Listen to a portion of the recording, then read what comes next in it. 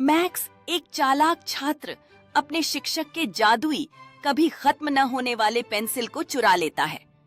अचानक उसका गृह कार्य 100 प्रतियों में बढ़ जाता है। कागजात उसके पीछे दौड़ते हैं जैसे वह हॉलवे में भागता है और उसका बैकपैक न अनफिनिश्ड गणित के काम से भर जाता है।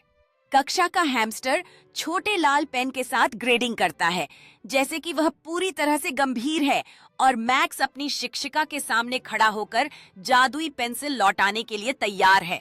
मैक्स अब वास्तव में अध्ययन कर रहा है और उसे एहसास होता है कि असली जादू कठिनाई में है, न कि पेंसिल में। उसका गृह कार्य अब अच्छे से पूरा किया गया है और मैक्स अपनी शिक्षिका को इसे दिखाते हुए मुस्कुरा रहा है, क्योंकि उसने समझ लिया है कि मेहनत हमेशा जादू से बेहतर होती है।